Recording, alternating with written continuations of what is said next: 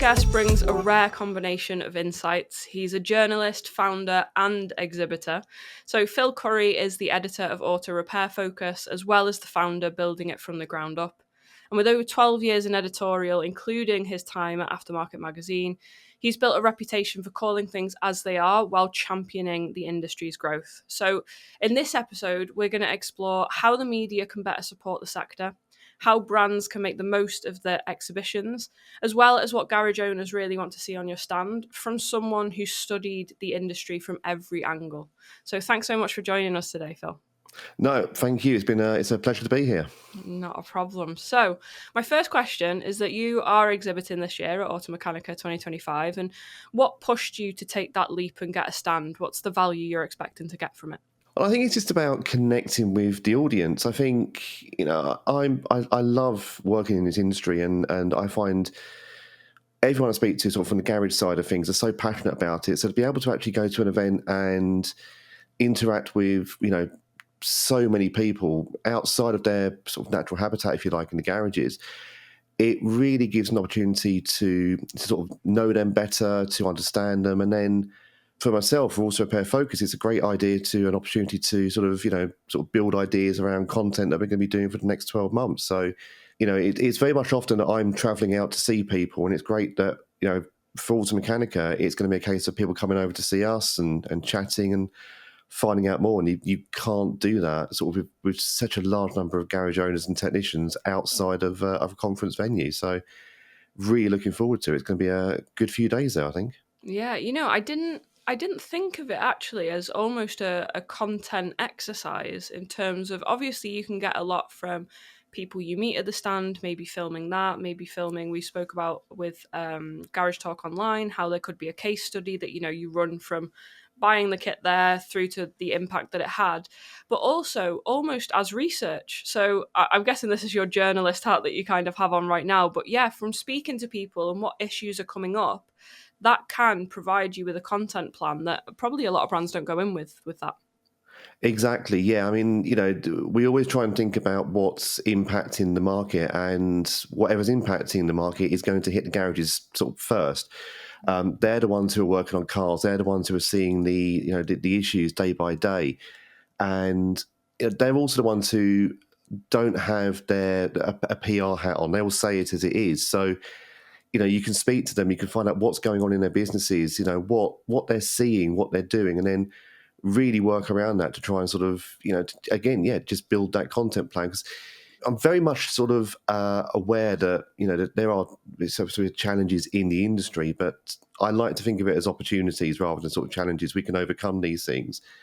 So finding out what they're dealing with and then going away, sort of thinking about that, working on sort of speaking about that issue, and, trying to put content together in the aftermarket trade publications. It's trying to make things different as well, I think, because we can run features on diagnostics and braking and so on and so forth, but to actually make them relevant and address the audience that we're targeting, you need to speak to them. And that's what being at an event like this gives us. It gives us direct access to be able to ask the questions. What are you seeing in your garages? What are you facing at the moment? What do you think about the aftermarket? And then really sort of go away, work on that, and give them the answers that they may or may not even know they're looking for. So, yeah, it's going to be really busy, but it's going to really sort of define the trajectory that we take over the next sort of 12 months or so. And, really feed into that. So I'm really looking forward to it. That's really interesting. I mean, it's obviously in a different approach from, for example, exhibitors that would typically want to sell either like a product or service, but instead you're kind of taking it away as, how can I then feed this back to help the audience to move the industry forward in a more optimistic light? And that is incredibly useful. So how are you planning on documenting that, in terms of, you have the conversation and there's over 15,000 in Automechanika, for example, not that you're going to speak to everybody, but it is a full-on 3 days. And, we've found that, you can be there and you have a lead, you have a great conversation, but you can go away the next night and completely forget all about it. So how are you going to try and document that so the content keeps creeping up and the questions that keep coming up are answered? Well, I mean, I take various notebooks to these events, always do. I've got drawers here full of notebooks and bits and pieces. always scribbling down, what people are saying, or just a few bullet points here and there. And what I'll also be doing is I'm planning to be filming at the event as well. So we're putting out a review afterwards. And we're doing sort of a daily show, if you like, at the event. So I'll be speaking to people there as well and asking, the basic questions, what are you seeing in the aftermarket at the moment, and documenting their responses there. And then coming away from the show, it'll be, probably a good week or 2 weeks going through every single thing they've said and sort of really drawing up, key themes, key areas that they've sort of mentioned, whether it's things like, we're looking to go maybe exclusive on a certain brand, or, we're looking to bring in apprentices and work with that. And then sort of sit down and really sort of go through everything. So the after show work is going to be long, but it's going to be fun as well, just trying to sort of understand what people have said. But yeah, lots of note taking, lots of recording, and lots of memorizing as well, because sometimes you just get those conversations that spring up out of nowhere, and whether it's at the show or the garage awards that we're going to have in the evening there as well, chatting to technicians there and garages there, it's going to be a lot of sort of memorizing as well. And I've got a good memory, but I will be scribbling furiously, and people will see that. I won't be anywhere without my notebook.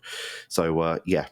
I was thinking that. Could you imagine? Just 1 second, hold that thought. Let me just just scribbling things out. So from that perspective, obviously our main thing here at Madre is that content, right? When you're creating content, it needs to be relevant, it needs to be relatable, and it needs to be something around topics that garage owners actually care about, rather than the self-serving content that, can get picked up and, people lean into in the more corporate way. So how would you recommend that brands use this as an opportunity in the same way that you are? I think one of the things I sort of focus on when I'm putting content out myself is that, for example, expertise sells. I've always felt that. I feel like, an audience is going to respond more to knowledge about a sector of the industry rather than a simple push. This is the best product. This is a unique product. If we talk about, say, diagnostics, for example, a brand that actually provides any training or technical tips or anything like that, an audience, a garage, a workshop owner, a technician will always sort of, remember that and think, they have the expertise there, trust the brand, and then through and trust the product. I think as well, one of the things I try and do is talk to everybody in the garage. It's not just the garage owner that's important, it's the technicians as well. They're the ones using tools. They're the ones who are, using products every day on the workshop floor, fixing the cars. They know these inside out, and they're the ones who can then go and recommend, we need this new bit of kit, we need this new tool, this new software, to the garage owner, explain it through, and then the garage owner will then make the final decision, but based on that information. So realistically, those brands that are, championing their expertise and their knowledge alongside their products and speaking to everybody there, it doesn't matter if you're a garage owner. Like I said, the technician has, as much importance these days. Yeah. I think that's absolutely key. I think you're right. Being sold to can leave a sour taste in the mouth, but if you build on that reputation, and people are going to keep coming back to you. And I think that's key to do at exhibitions. It's not just about the product that you've got on the stand. It's about speaking to the people who've come, the attendees, and speaking to them about the wider industry and the industry that they're focusing as well, and really sort of leaving a really good impression based around their knowledge. It's knowledge sales. That's always been my belief in this industry. Yeah, and I think that for us really tallies up with what we've seen. I mean, when you touch on the technician, for example, I think there's different areas that you're solving, isn't there? So, for example, if I'm a garage owner, it might be the return on investment that the tool gets me. Whereas if I'm a technician, it might be, it's not 30 minutes now of me ragging my hair out. I get to just do it instantly because this is a lot quicker and fancier. So having conversations with different parts of your target audience, whether you believe that they are or not, can actually serve you in that longer cycle. And as well, a lot of technicians end up being garage owners after a while as well. So it's kind of nurturing that relationship through content that I think is kind of what you're going on about here. Exactly. And, we always talk about sort of bringing the younger generation through. So engaging with them, building those relationships and sort of building forward. And like you said, the garage owner, yes, they might be focused on return on investment. If you can save that time on the workshop floor, you'll get more cars in, you'll get more work done, and you'll have a happier workforce as well. So the industry, it used to be very much, we will focus on the garage owner, they make decisions. Now it's so widespread. Everyone's got a part to play, no matter what their position in the business. It's really moved on over the last few years, and it's really important sort of businesses acknowledge that. Yeah.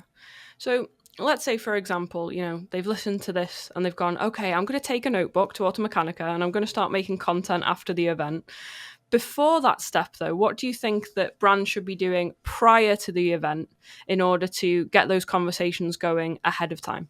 I think they really need to be speaking to the customers that they have. I mean, the first question I would be asking is why are you going to the show? Purely because they may be looking for a new sort of supplier or something like that, but sort of really understanding the reasons for attending Automechanika. I mean, it's a great event to go to, and there's so much there. But for brands that are exhibiting, they need to understand really, what people are looking for. Why are they going for? Are they going for the products? Are they going for the conferences and the training seminars? Is it just a day out of the garage?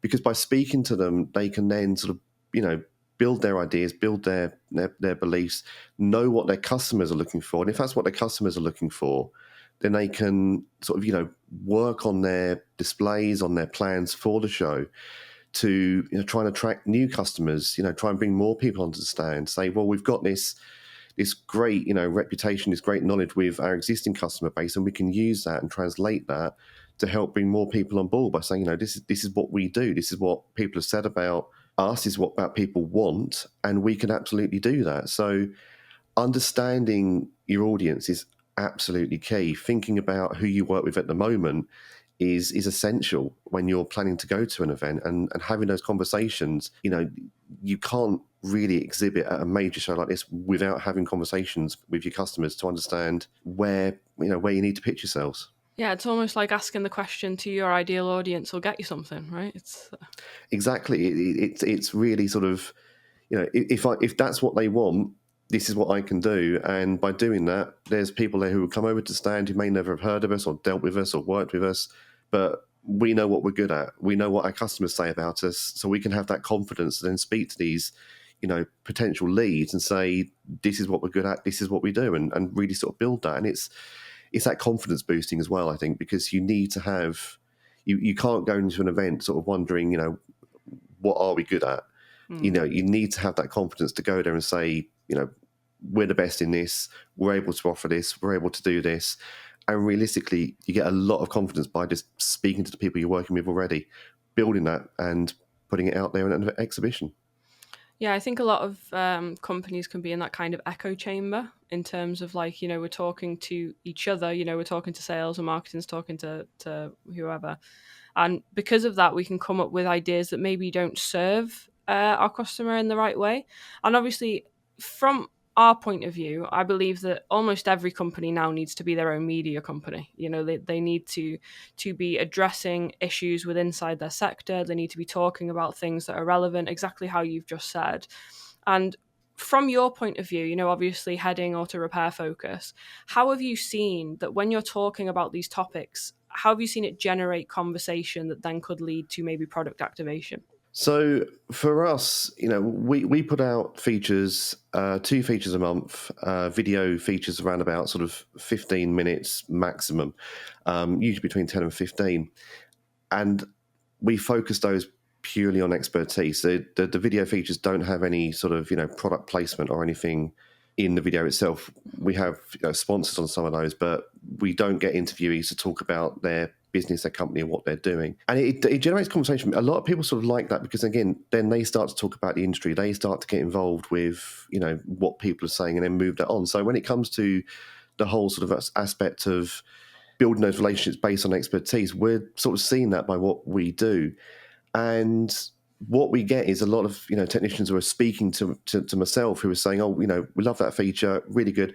I spoke to that company because I liked what you said or what they said about this area, about the electric vehicle training, for example. It's really important. We hadn't thought of it like that before. And then building and generating leads like that. So, by putting out, content based around what the industry is seeing, doing in certain sectors, based on what we're doing, we're getting, really good feedback from that. And companies themselves putting that out directly will get good feedback as well, because again, it just highlights that there is something going on. We're doing something about it. We understand it. We're talking about it, and, speak to us and find out a bit more. So talking in this industry, it's something that I think, in the years that I've worked in the industry, I think I've never seen it more collaborative than it is now. We have companies working together, talking to each other. We have so many garages out there now talking to each other, working together, sharing problems, sharing solutions. And I think by putting content out that is relevant and specific, you'll speak to one garage. You may only speak to one garage, but they will share that conversation with someone else. They'll share it with someone else, and then it builds through. It's like a sort of steamroll. It really sort of moves forward. So in the industry today, absolutely, content is key, and it's really important to get those discussions going. And like I said, understand the industry that you are in. And from that point of view, like when you touch on knowledge selling, which I think is so vitally important, how do you explain it to brands that, okay, yeah, we're not saying, look how flashy this tool is and it's so good. Instead, we're actually talking to something adjacent that could be relevant to the product. How do you kind of explain how that is a relevant marketing tactic? So my first pitch to companies, if you like, is expertise sales. As I've been saying, I will say to them, it's not about products, it's about your business, your company, and your knowledge. And, in our features, we'll normally have, 3, 4, 5 companies getting involved. They may all be competitors. But if I can get them and ask them different questions and get them involved and sort of say, look, I'm going to ask you questions based around the market, based around the topic that we're discussing. Those are the answers I want. And all I want is genuine, honest answers from your expertise, not about, product, not about anything that you've done to solve this situation or plans that you're having. Just tell me in your own words what you're seeing and what can be done about it.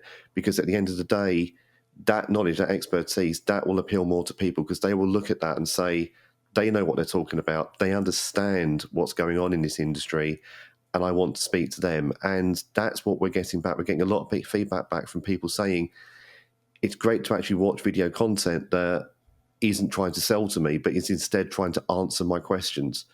And that's what it's all about. It's about answering questions. And that's what brands really need to be doing today. It's not about the products they have. Yes, they're important. And yes, they do need to pitch those, but in the right environment. And, that almost has to come secondary these days, I think, to expertise. Yeah, and I think what happens on social media, for example, is a lot of maybe brands or marketers with inside those brands possibly don't think about what they consume. It's very, very rare that they're going to be going, oh, I'd love to get sales pitch slapped, basically, and, just talk about this features, unless I was at the very end of that funnel and I was ready to make a decision between the two. Mm. So I think that from that point of view, and with your journalism expertise, are there any kind of frameworks that you kind of go down? So from the product into topics around the sector that would kind of lead to that interest and that more knowledge kind of sales? It's more the topics and the challenges the industry is facing. But what I will normally do is I will look at, so we get new products come out that are focused on, new materials, for example. I mean, the braking feature that we did recently, there's a section in there on EV brakes.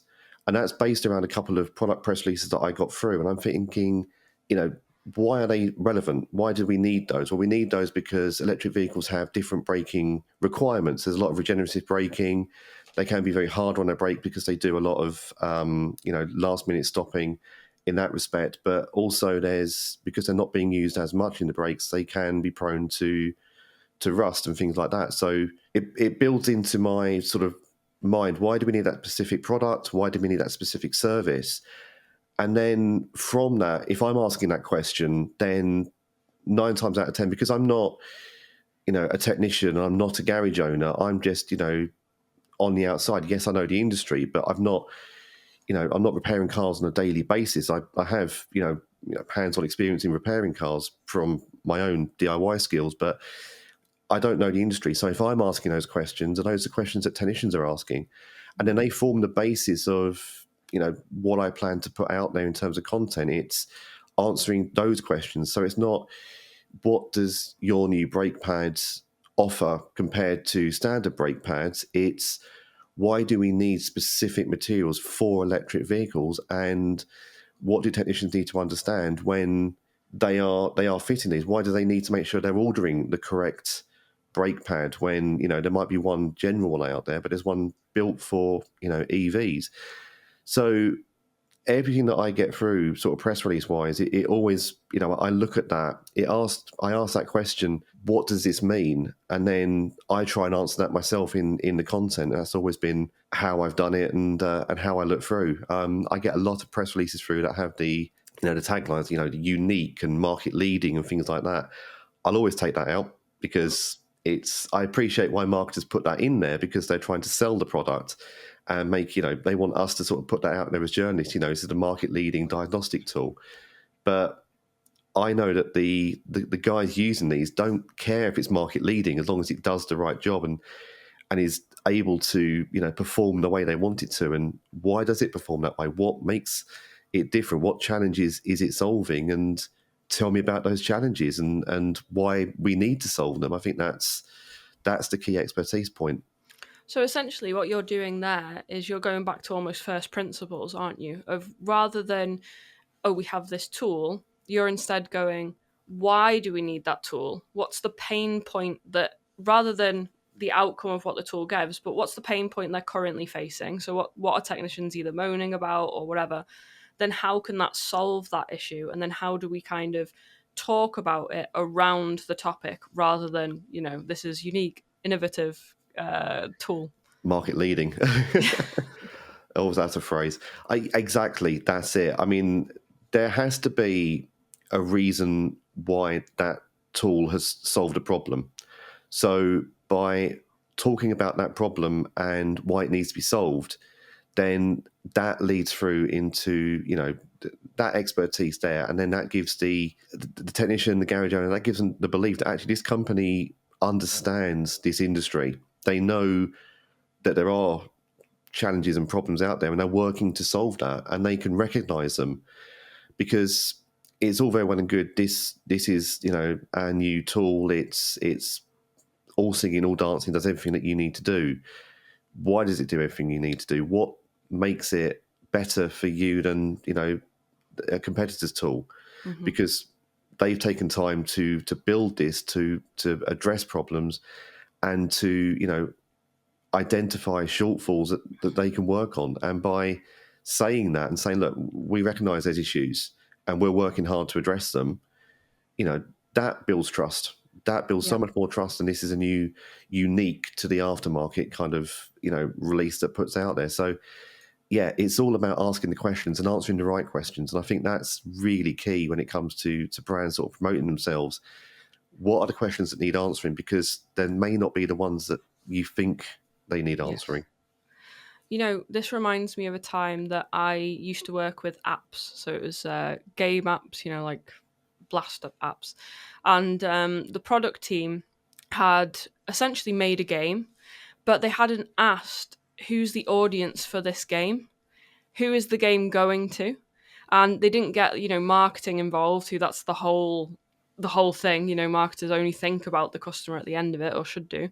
And what ended up happening was they released a game and nobody downloaded it because they weren't asking those questions. They weren't thinking about what was the actual utility, why was it relevant, like you say, is there a pain point, and then does it match our demographic?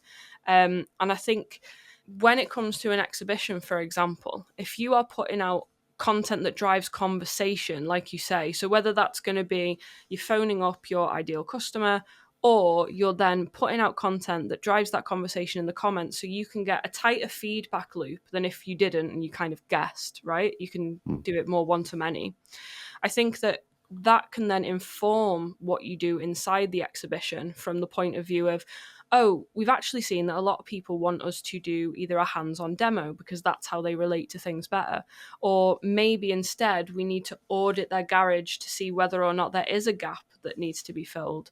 So I think that's a really valuable piece of information. Absolutely, and it's you go into a shop and you don't want to be approached by a sales assistant. Is there anything I can help you with? Is there anything you're doing? Because that's a point of sale. But if you're, I'm bringing it back to when I used to work when I was at university and I worked at Halfords, which I'm ashamed to admit, but I did.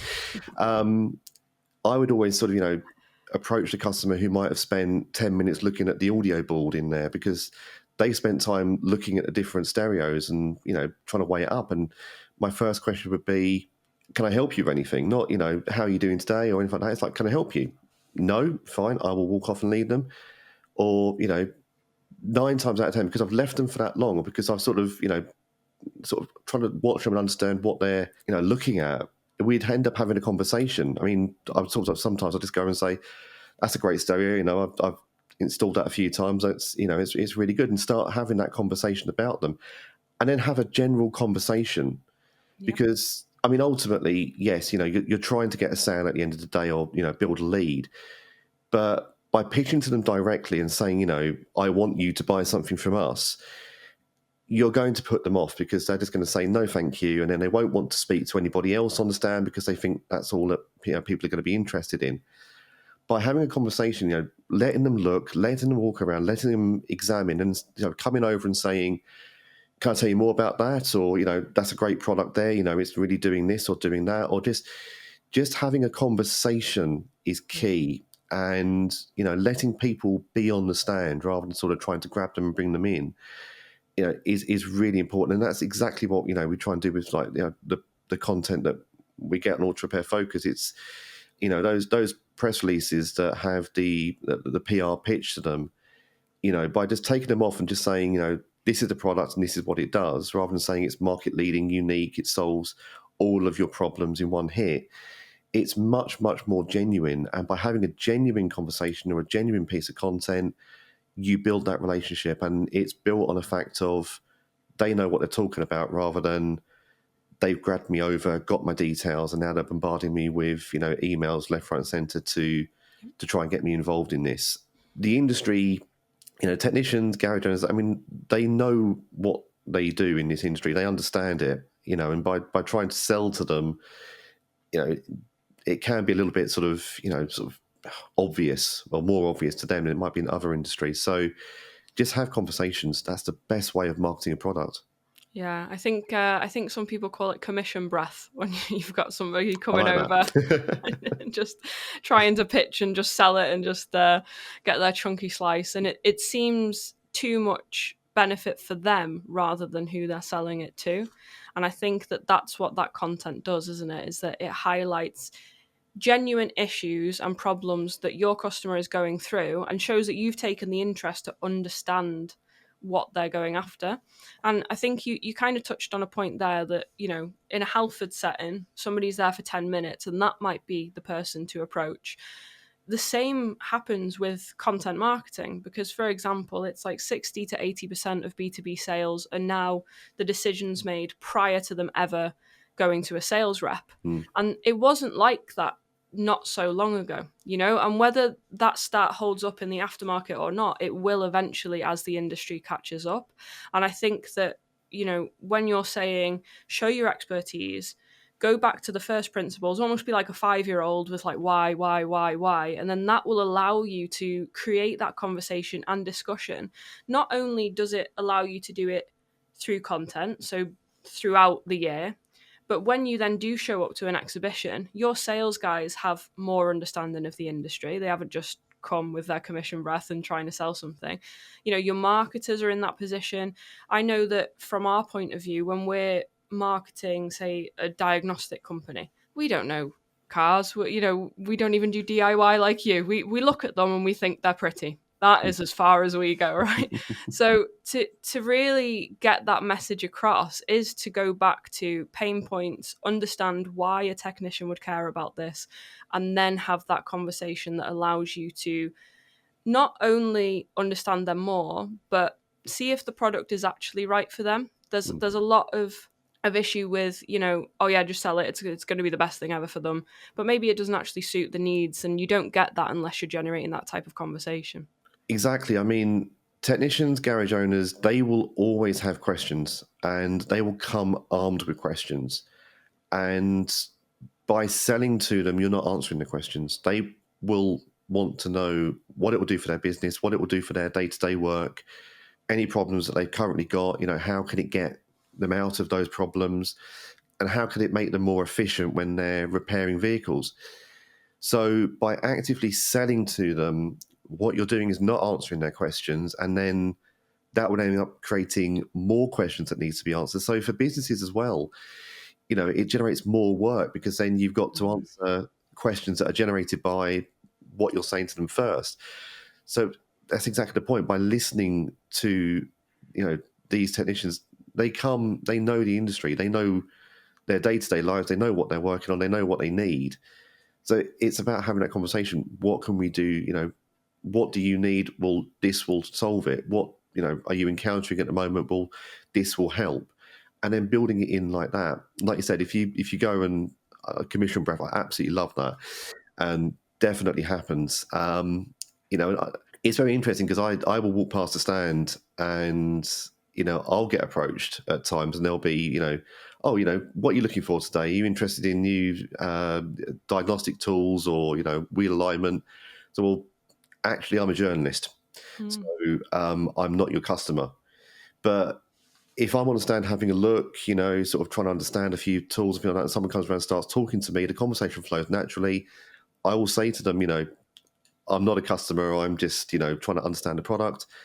And then they can, we can talk freely, and then they can go and, speak to other people as well. So, rather than sort of wasting your time as as an exhibitor, just, chasing everybody that's walking past, who may just be walking past on their way to the toilets or to go and get food or something like that, by actually letting people come onto the stand and having genuine discussions with those are the people who are committed, because they've actually taken time to stand and look at something like that person looking at the stereos. They've taken time to look at a few different products and sort of take it in.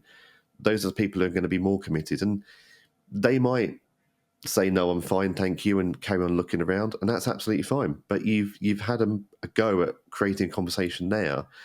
You've approached them, you've given them an opportunity, but you've given them time. And I think that's what's really important, is just making sure that people are welcome on the stand and not grabbed in or pitched in, and then that the right person as well is spoken to as well, and not a journalist who's just looking for additional content.